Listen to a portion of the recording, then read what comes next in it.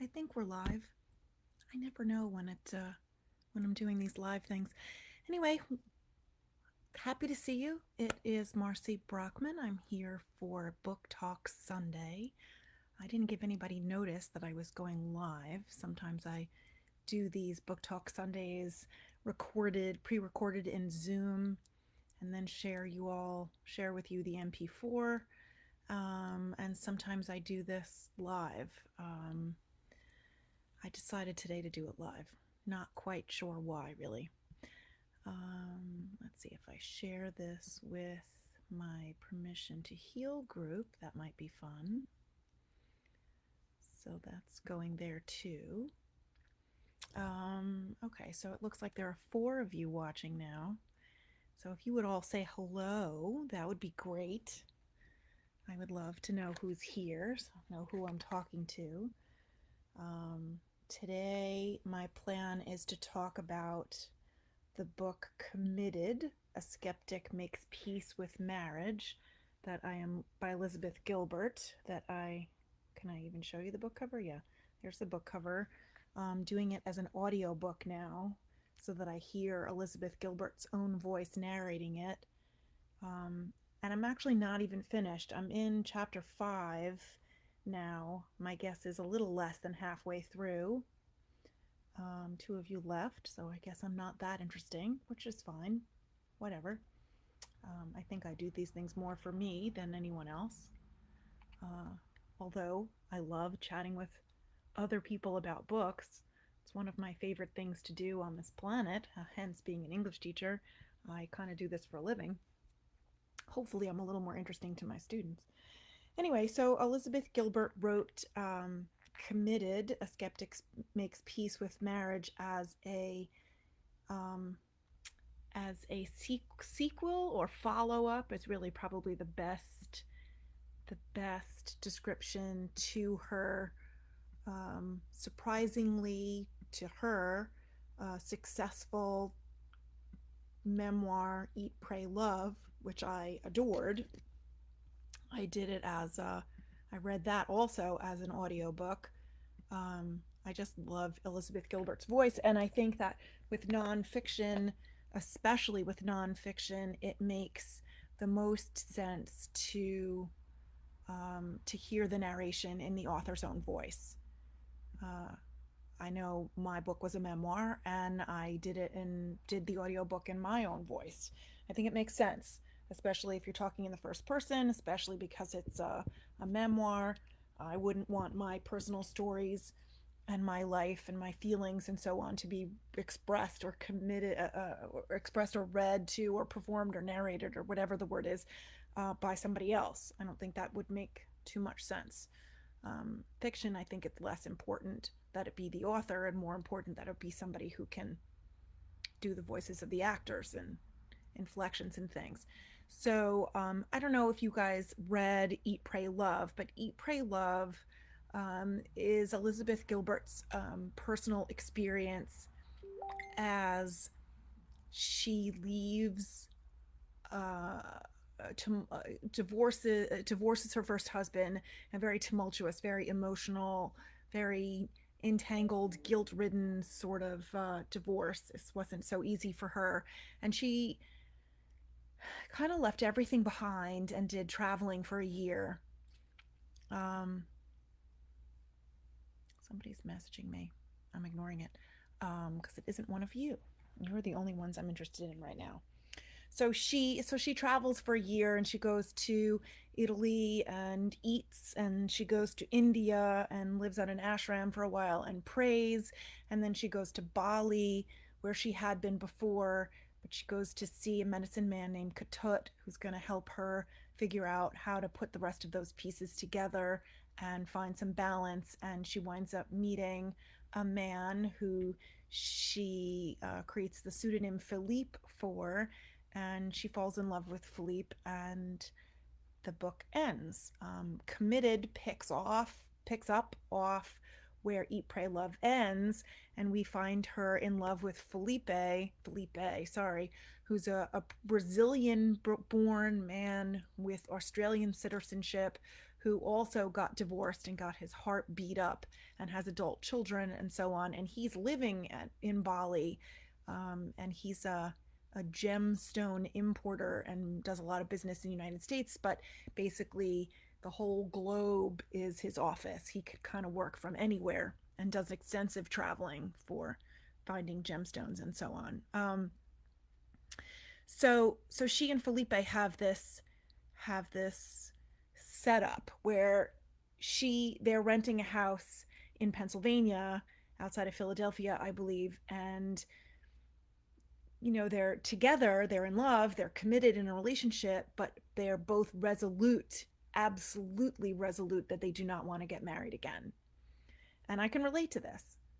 After both of their tumultuous divorces and extensive heartbreak, they don't really want to need a lawyer to break up again. They don't want to mingle their finances and all of their CDs and all of their books and every single one of their worldly possessions. And they both feel like they made lots of mistakes with their first marriages and put too many eggs in the basket, to be cliche.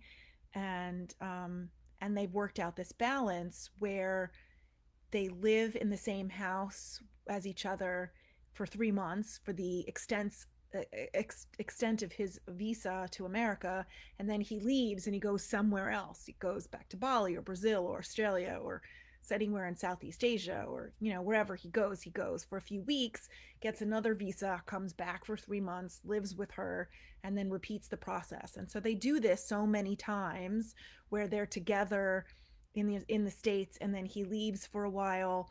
She might join him somewhere else, and then they fly back, or he just flies back.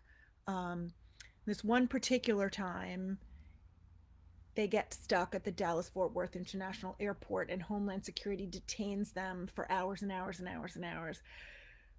Oh, excuse me. She's fine because she has an American passport. She's an American citizen, so she's in Texas. It's no big deal. But Felipe is an Australian citizen, and Homeland Security doesn't particularly like the fact that he keeps going back and forth and back and forth and back and forth. And although they didn't know this, it is evidently against the discretion or the instructions of the visa to America to keep doing this repeatedly, despite the fact that he is a gem importer who does a ton of business in the United States and has been traveling back and forth between the United States and various countries for a very long time. Regardless of that, the Homeland Security officer tells them that they really only have one alternative. Well, two choices. They can either not live together in the United States because he's not going to be allowed back in the country, because they are deporting him to Australia, which is where his citizenship is, or they can get married. And, to me, this seemed like a no-brainer. They love each other, get married, totally cool. But, oh, someone's here. Hi, Christina. How are you? So good to see you. Finally, somebody's here. Yay! Um, so it would seem like a no-brainer. They're in love, they do traveling, they're living together. Why not just get married? But they're both extremely, excruciatingly averse to getting married.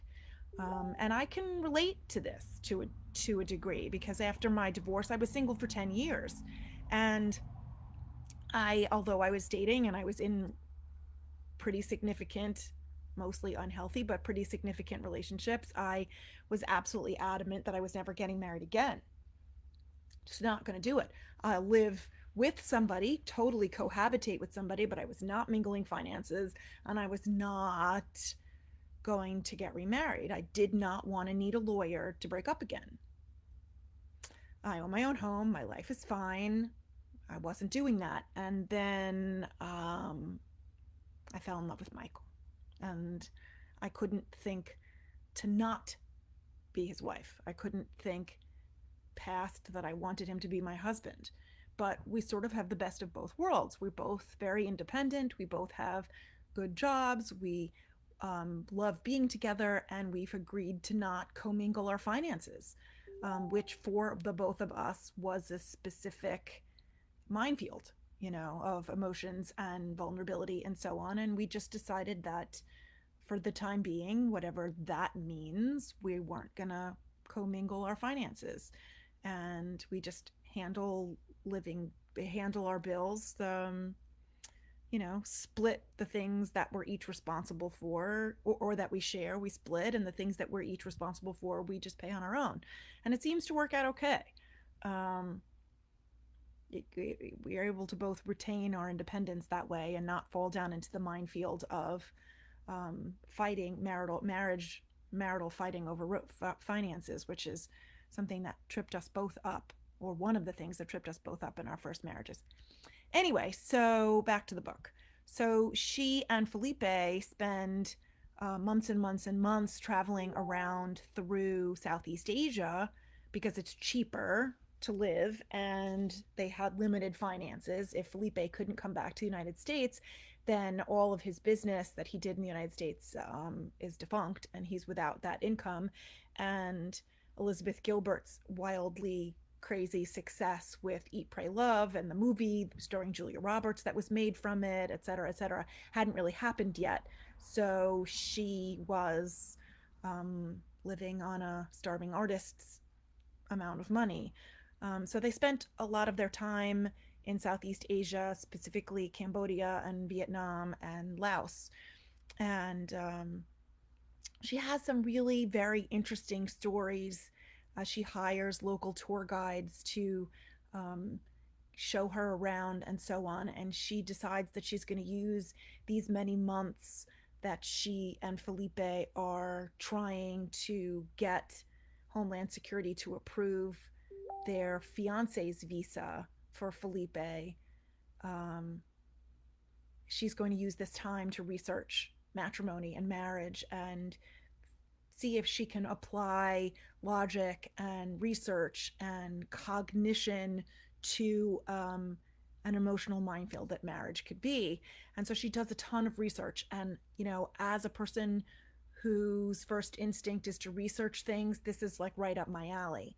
I love the fact that she disappears into these rural villages, and she speaks to grannies in Hmong in rural Vietnam. And I'm actually looking at the New York Times review to remember the names of these places. She's in Luang Prabang in Laos, and she notices in an internet cafe a Buddhist monk reading his email, and there's like a scandalous love letter from a girl named Carla. And although she does check herself and realize that she's reading over the shoulder, inappropriately reading an email over the shoulder of a monk, and is now privy to information that he clearly doesn't want anybody to be privy to, it digresses into this whole long explanation or whole long argument or treatise on infatuation and adultery and divorce. That's fascinating to listen to. She's very chatty and personable and erudite, and would equally easily quote Plato as her friends or her grandmother. And she discusses attitudes towards marriage from the Old and New Testaments.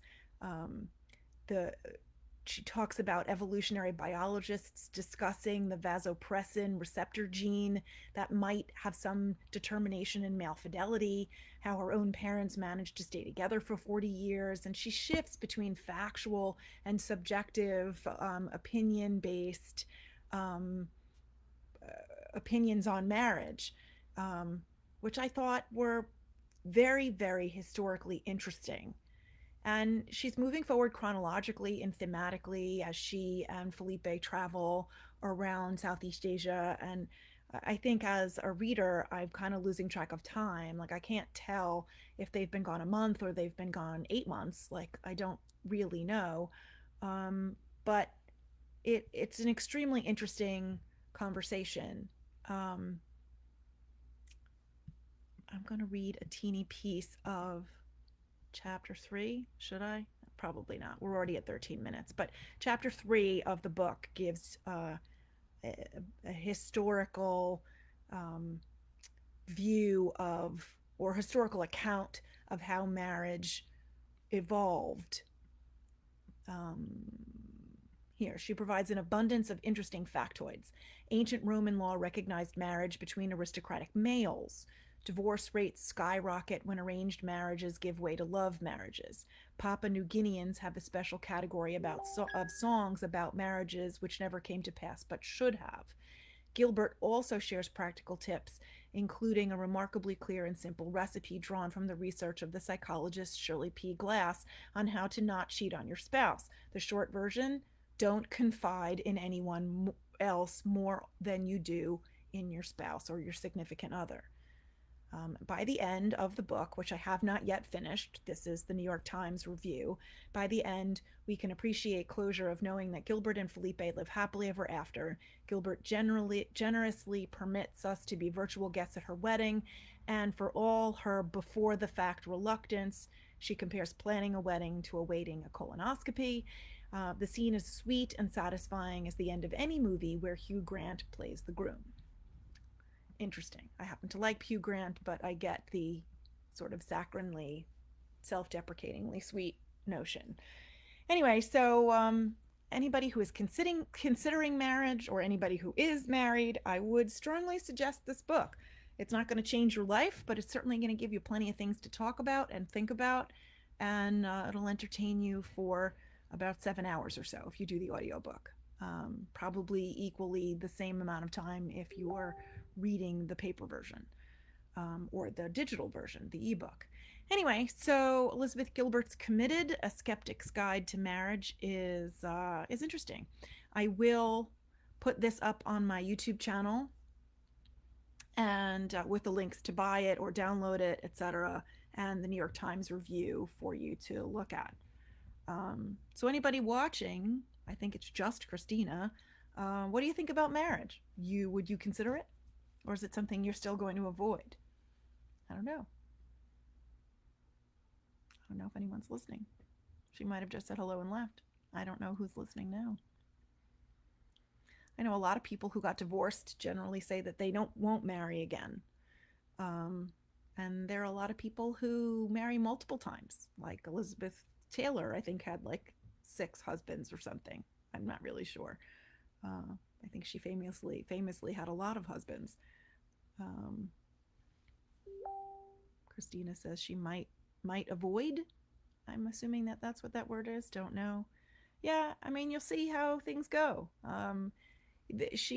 Gilbert and Felipe, Elizabeth Gilbert and Felipe, basically said that, their relationship worked really well. They were committed and in love, and he said every time he looked at her, he wanted to rip off her clothes and make love to her, which, I think we all would want in a relationship. And why monkey with what works? I couldn't not marry your father. In fact, I impetuously asked him to marry me 6 months after we started dating. I just needed to. I don't know how to explain that. Don't know why a legal contract matters to me. It doesn't really matter. And if you don't think it matters, then it doesn't matter. I guess it doesn't really matter. I mean, there's a line from, what is that movie? It's about reporters. It's Michelle Pfeiffer and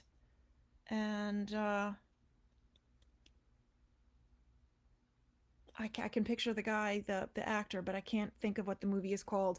But the line is, they're cohabitating and they work together and their relationship is totally fine. And then she asks him to marry her, and he's like, "Why isn't everything great, perfect the way it is? I'm here with you every morning anyway."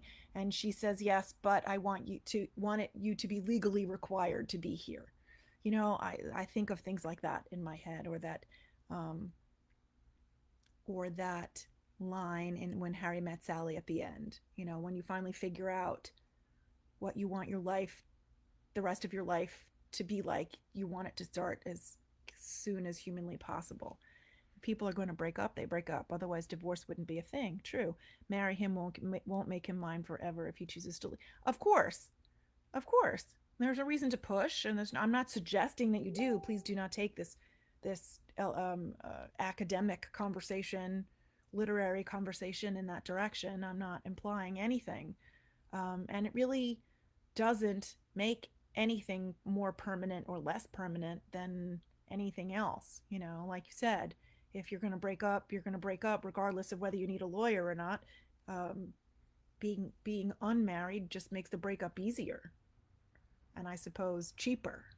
Um, but this book, which is really the whole point of this book talk Sunday, does give a very interesting socio-historical perspective on the history of matrimony, which I very much enjoyed. So I don't know what is going on here with my computer. We are having some very weird internet issues. Anyway, so we are about 20 minutes in. I think that is long enough for Book Talk Sunday, and all I'm going to do at this point is repeat myself. So it is Sunday, October 25th. In 2 days, we will be at Tuesday, October 27th. And at 8:30, I will again be live here on Facebook for my weekly Ask Me Anything. So feel free to send me your questions or show up at 8:30 on Tuesday night and give me your questions live. But I will be here to do that, to share some questions and answers and some discussion with you.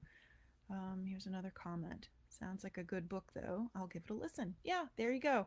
And remember that